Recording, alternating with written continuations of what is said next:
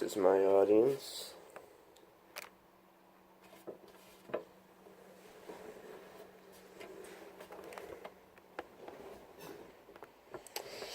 Hello, my name is Alex Demick, and I'm going to be presenting to you about emotional intelligence today. Emotional intelligence is the ability to notice and to manage emotional cues and information.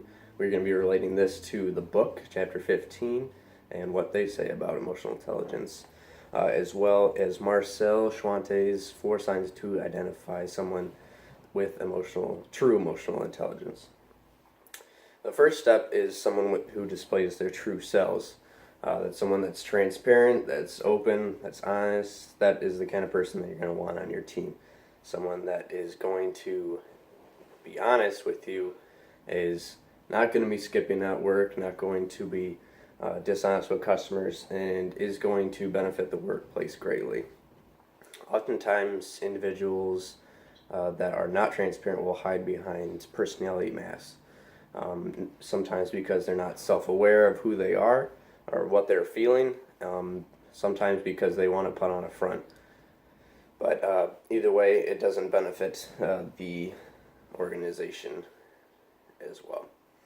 Teams thrive on these transparent individuals. So someone that has integrity, that has a great attitude, and someone that's open to feedback is going to further the organization. Whereas there's someone who is not open to feedback, is not going to grow. Someone who doesn't have a good attitude is not going to, improve workplace morale. Those are 2 things that I personally really touch on myself. The second facet that we're going to talk about is resilient people who are flexible. You're going to want to find these individuals, and you're going to recognize them by how proactive they are, so how they're able to cope with, other people's mistakes. They have the social skills to do that. How they're able to move on from other people's mistakes as well as their own is pivotal, because it is going to happen in an organization. It's going to happen in a business.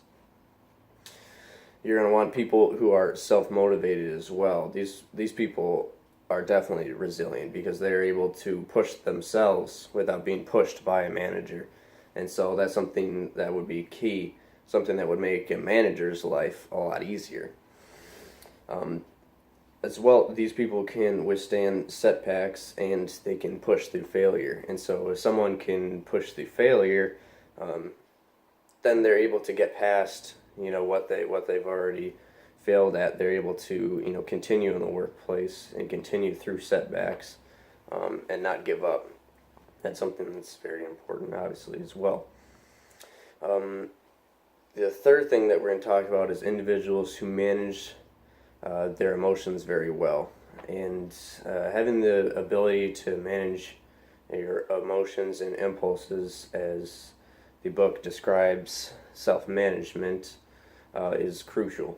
If you're able to contain yourself in the workplace or control yourself, then you're going to be better able to communicate with others. You're not going to overreact as much. As well as being self-aware of what you're feeling inside. That's obviously a very, very important facet of every business, is an individual's ability to recognize their emotions, their feelings, and not overreact to a group or another individual.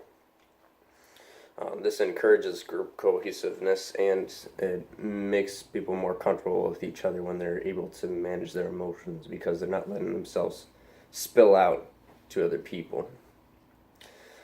The last step that we're going to talk about is empathy.